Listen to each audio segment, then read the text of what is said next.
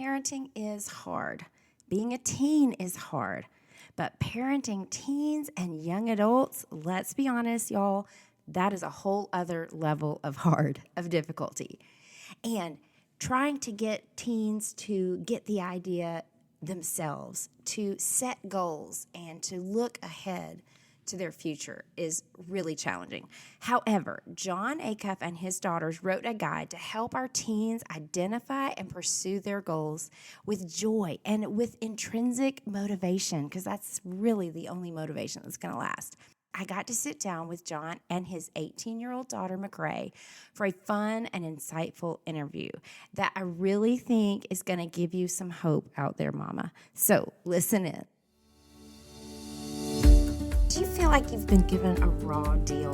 Like maybe things did not go the way you'd imagined, or like you're struggling at times to just hang on to the faith that you wholeheartedly believe in? Well, my friend, you have come to the right place, and you are not alone. I'm Shelly Sneed, your host of UnPerfect, and it's my weekly mission to inspire women just like you and me to persevere in faith through authentic stories and experiences that are rooted in the truth of God's Word. So hang on.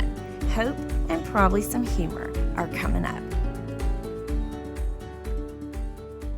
Jon and McRae Acuff, welcome to the UnPerfect podcast. Thanks for having us. Thank you for having us. Oh, I am so excited and thankful for both of you. This is a crazy time of year that you're able to jump in and chat about something that is really close to all of our hearts here, which is guiding our kids to accomplishing their goals. And I am now going through your latest book that the two of you wrote with your sister, McRae, also Ellie, with my 3 kids who are still living at home. So we have 4 kids. The oldest is out here, and he's his wife's problem now, as we say. But the other 3 are still at home. They're 18, 19, and 20. And I just mentioned those ages because even though your latest book is called How Teens Win, here at the Sneed House, we're kind of proof that sometimes age is just a number.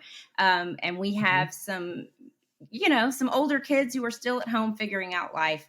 And this book has been so impactful. So I'm excited to jump in this with you guys, but also just so thankful that it was out there for them. But we will just jump in because I'd first love to have each of you tell our listeners a little bit about who you are and what you're doing right now in this season of your life.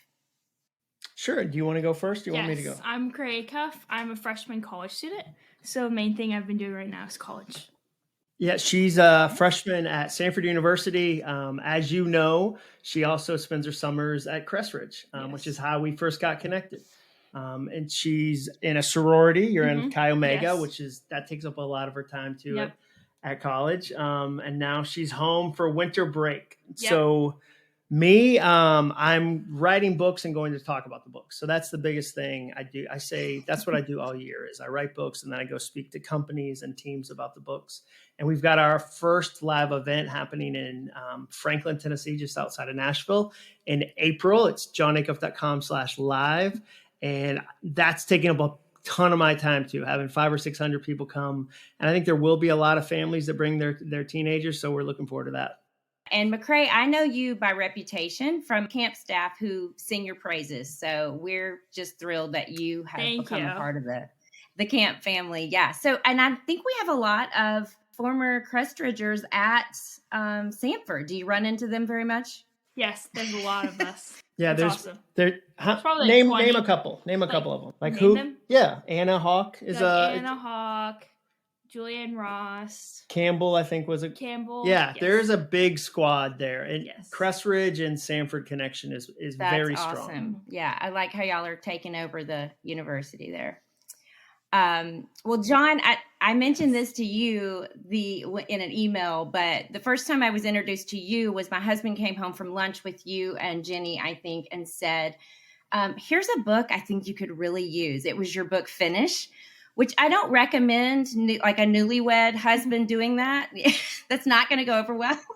Yeah, that's funny. Yeah. No, or a book on anger for a spouse. Yeah. But, we're 29 years into this thing and some therapy. So it was great. Like I took it, loved it. Totally. And You can receive it. You can That's receive right. the book. I could receive it. But what I loved about that and this book that y'all have done together and All It Takes Is the Goal, I feel like you're gifted at not just here's a 3-step plan to go reach your goals or whatever. Like you really help us as the readers and the listeners tap into what is it that I am gifted at? Like what is it? Really tapping into our own potential, which I think is kind of the secret to the success of all this is, helping people see what do you have to offer and, use your gifts, your personality, whatever to get there. So I love that about this book and what you've done in the past. So thanks for that. I appreciate that. Yeah, I definitely think of it much like the coffee I had with your husband. I think of the books, and McRae and I talk about this often, like what is it like to have coffee with somebody if you couldn't have coffee with them?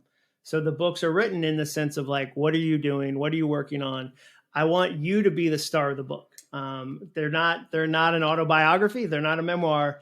It's hopefully an action book that you get to put some things into action immediately in your life and go, here's what it means to finish. Or if I'm a teenager, here's how I can win at this part of my life.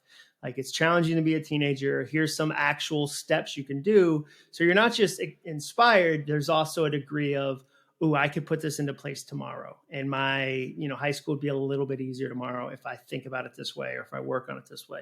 So it's definitely always the goal. Yeah, and that definitely shines through.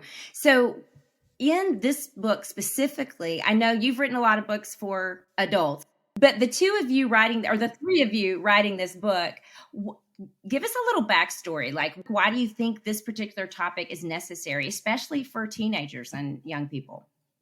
Well, so I'll share what I think, and then Cray, you share what you think about why teenagers need books like this. But for me, when you're a parent that has teenagers, you know how challenging it is to be a teenager right now. You guys know that better than anybody. You see at Crestridge hundreds and hundreds of teenagers. And so I think part of the reason it was necessary now is that I think it's hard to be a teen right now. I think COVID made that even harder in a lot of ways. And so felt like there was a real need. Whenever you write a book, you want to make sure there's a real need that you can kind of speak into. And then the other thing was I wanted to push back against some of kind of what I would call a broken soundtrack. When you have teenagers, people come up to you and say, well, do they hate you yet? Like, oh, you've got teenagers. That's the worst. And we really have these self-fulfilling prophecies about how bad teenagers are. And so I wanted to, say like, no, it can be really fun. And there's things they can do and they can build things and they're going to change the world and are already changing the world in a lot of ways. And so I wanted to encourage teenagers that they can do a lot more than maybe they're being told by culture right now. And I also want to encourage parents that it doesn't have to be this, X amount of years you're trying to survive. But what if it's, what if they can be good years? What if, and almost what are the tools you wish you had when you were a teenager? So I hope that a parent reads it and goes, oh, this is right. I wish I had known this when I was 14. And I hope a 14-year-old reads it and goes, yeah, I'm willing to try that. Like, because it's from a teenager. Now, McRae, why would you say teenagers need books like this? I would say that you're kind of just thrown out into the world without any like, oh, if you want to achieve goals, this is how you do it. And so it's like just good, helpful advice that like no one talks about. There's like, you gotta like figure it out, I guess. And so this like helps you figure that out.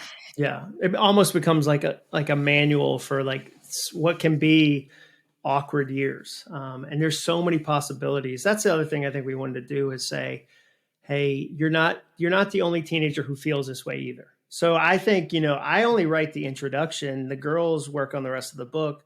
So hopefully teenagers read it and go, me too. Oh, me too. Like I didn't, because being a teenager can be very isolating as well. And so one of the big surprises I'd say with this book has been parents have said we listen to the audiobook. So we wrote a book called Your New Playlist about mindset for teenagers. And what surprised us was how many parents said, I couldn't get my kid to read a physical book. Like they got enough books they're reading in school. Like how do you motivate a 15-year-old boy who lives in a hoodie and shorts in the dead of winter and refuses any advice whatsoever? Like he hates wearing a coat. Never mind. I'm going to give him a book. Like it's hard to get him to read a physical book. But when we drive to volleyball practice, when we drive to lacrosse practice, we can listen to a chapter of the audiobook. And because it's read by teenagers, Ellie and McRae, it feels like a teen talking to a teen. and then we can discuss a chapter. So that was, I think, a really good surprise for all three of us was, the audiobook. And kudos to Ellie and McRae. It's not easy to record an audiobook. And with this one, McRae went right from her last day of senior year of high school right to the studio. And like you talk about an emotionally tense day, and she got it together and was able to sit in the studio and create a really fun audiobook. So I think that's part of what's exciting about this is that the for teens by teens comes out on every page. It does. And I'll tell you this, McRae, because we are actually listening to the audiobook. When I say I'm going through this with my kids, I have the book, but every week we sit down and we listen to it. And it is so powerful to hear your voice tell them something that I never could. Like, I'm kind of like the Charlie Brown adult. I just hear the noise in the background, right? But exactly. But you can say it. And, I love the first day we started. I think y'all get on there and you're like, I'm 18 and I'm 20 and my kids were 18, 19 and 20. So I was like, okay, this is not crazy psychotic mom trying to get us to try something else. This is somebody who gets us, Yeah. And you make fun of your dad a little bit, which is kind of nice. Like, I think that makes them feel at home, right? Yeah. So. Yeah. Well, I think that's realistic. I think that's one of the things that we sometimes get asked questions on podcasts like this, and they're like, oh, is your family perfect? Do you sit around the dinner table and map out goals? And I think the girls are like, no. Girls always laugh at that because we're a real family like anybody. And we argue about stuff and we push on stuff and we question and like we apologize and all the stuff that like a messy family is a real family and a real family is a messy family. So I think that's what we try to have the book come across too, is that it's not Ellie and McRae are these perfect teenagers. Here's the plan, but really like we're in the same trench as you are. This has helped us. It might help you. Mm-hmm. I love it. That's great. And that's the whole reason I started this podcast was because for too many years, I felt like everybody else has it together and we are just jacked up. And then it was like, wait a minute, we just don't talk about the jacked upness, right? We're not very honest about that. So I just want to jump right into the book because I love how y'all started off the way it talks about the best moments list, which I'll let you talk a little bit about what that is. And maybe you can give us some examples of moments on your list and how just that whole activity has shaped you, both of you really, as you have made and set goals. Well, yeah. So the concept of the best moments list is really it becomes this sneaky life plan based on your real life. So the challenge often when you tell a teenager, you sit down a 16-year-old and 18-year-old and go, what do you want to do with the rest of your life? There's a lot of pressure associated with that. I always tell 18-year-olds who have graduated high school, if a 45-year-old tells you, what are you going to do? What are you going to do? What are you going to do next? Don't let them tell you that as if they knew at your age. No 45-year-old who's honest would say, I knew exactly this is what I was going to be doing 30 years ago. I had a plan. I just followed it step by step. The thing I do for a living, podcasting, social media, I couldn't have done at 18 because it didn't exist. It might be that what your kids do physically doesn't exist yet. So the best moments list is this fun exercise where you essentially create a list of the moments that really inspire you, that really light you up, that really give you joy. And so like, I know like one on McRae's, for example, would be being a part of the cross country team. That was a best moment for her. Like, Craig, what did you like about why would you have added that to your best moments list? I got to spend time outside and like hang out with my friends. And it was just like something I really enjoyed. So it's like a best moment I could hold on to. And then like, I know, this is fun to be able to talk to you about this, but like Crest Ridge, what is it? Is this your 5th or 6th summer maybe? Seventh summer. Some people count the COVID summer, and I'm like, okay, so you don't count the COVID no, summer. I'm like, you're a liar. Yeah, okay, you don't count that. So for you, when you think about, okay, I added Crest Ridge to my best moments list. What made you want to put that one on there? Just like the years I spent in like the community and like getting the chance to give back or something. Mm-hmm. Yeah, because one of hers, and we talk about this a lot in the book, was working as SALT, like working as a student leader. That does a lot of it is manual labor. It's doing dishes, it's cleaning up. And even that you would say, was one of my favorite summers. One of our favorite summers. And so I think the thing we try to established with the best moments list is that it's personal. It's personal to you. Like, it's not your parents' best moment. It's not your older sister's best moment or your younger brother's. It's your best moments list. And I think if you'll give yourself permission to write down some things, you often get to learn about yourself, versus going, here's what I should do as a teenager. But more honestly, what do I really love to do? What are the things? And then you often see patterns. That's what's fun. You see patterns in there that maybe you didn't recognize or realize are patterns that are important to you. Absolutely. And I can testify to that SALT summer too, because one of my sons spent his summers at Camp Ridgecrest, did the SALT program there, and it was his favorite summer of camp. And isn't that wild? It is. But what I love about what you guys are encouraging these kids, he's 20, to do is look at why that was so special. Why was that? And for him, it was the relationships. Like he made a canvas, this huge, got a picture of all the guys that were in his, in the program, and it's hanging on his wall because it was the people, it was the relationships that made that so incredible. And so that's what I one of the things I love about this activity and getting you to think about it. And it was great even for me as an adult. Okay, I do have a quick question on behalf of the Sneed kids here.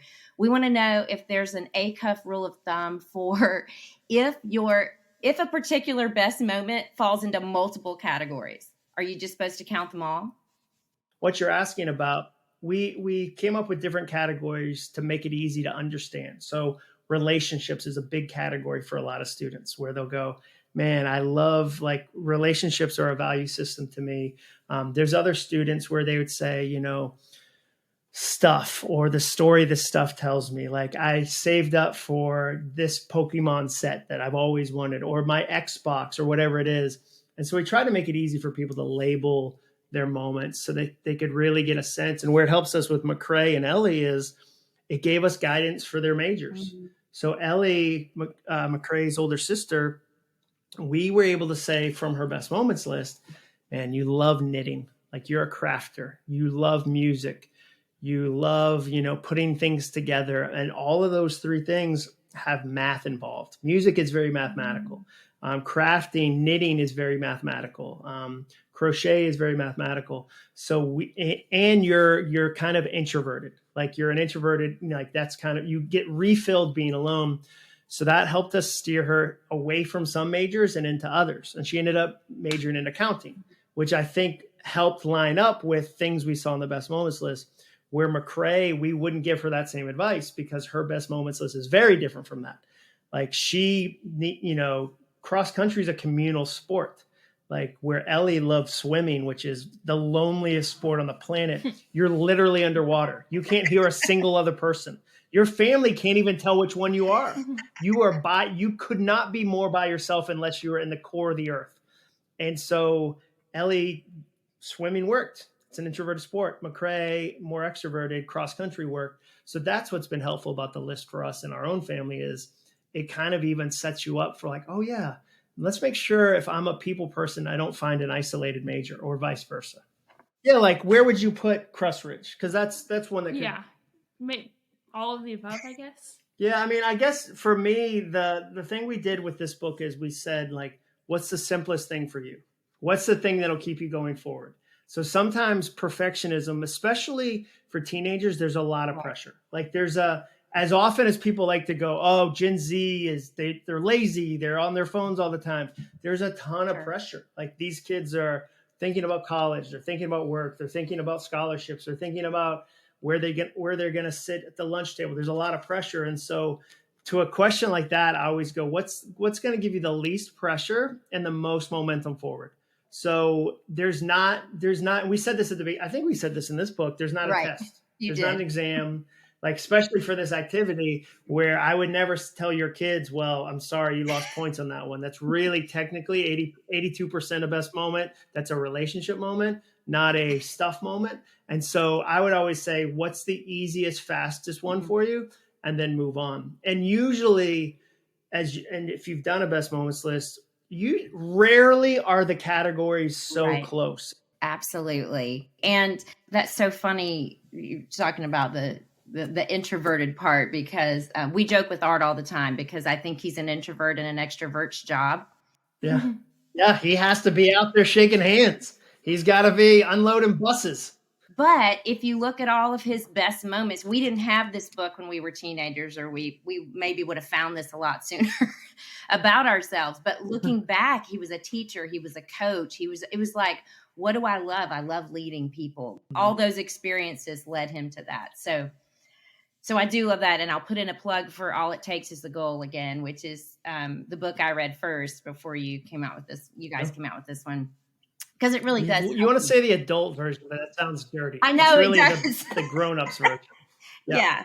Or like it's going to be the boring version. I promise it's just as fun. I read and listened to both of them in audiobook. And I don't want to read another book where I don't have the author reading it, because it just adds so much. I don't know. I do feel like I'm sitting having coffee with both of you when I'm listening to your book. Oh, good. So that's good. So I am going to stop our conversation right there. And I know we just barely scratched the surface, but you can hear the rest of our conversation in episode number 87.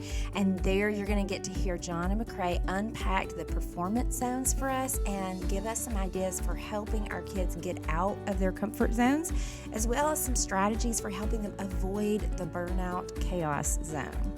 And we also talk about the important roles of timing and mentors and realistic expectations. So you do not want to miss the next episode. But your homework for today is to, number one, sit down with your teen or your young adult who is still figuring out their life in your basement. You can also do this with a grandchild or a niece or a nephew or just a group of friends. It's a great activity for anyone. And write down your best moments list. Do it together. These can be fun moments, meaningful moments, events or groups that you've been a part of, they've been a part of, accomplishments they've experienced. They can look through their camera roll if they need inspiration, but come up with no less than 30 best moments. Then number 2, next to each of your best moments, write one of the 4 following letters: S for stuff, W for wins, R for relationships, or E for experiences, and then add them up. So you're going to label each of your best moments, and whether it was best moments because it was stuff, or it was a win, or it was relationships that were involved, or it was an experience that made it a best moment. So if the majority of you or your teen's best moments are relationship related, then they should probably be pursuing things involving other people and building relationships, because that is what has brought them joy, and that's what will best fuel them to accomplish their goals in the future. Isn't that just a brilliant concept? So let me know how this goes in your home. You can get in touch with me by responding to my newsletter. There's a link in the show notes, or by emailing me directly at hello@shelleysneed.com. I'll put a link to the book How Teens Win there too, and I can't wait for you to hear the rest of this conversation in episode number 87. Until then, I'm praying you are able to see glimpses of God's glory in the now and the not yet of your unperfect life this week, especially if you're parenting teens. I'll see you next time.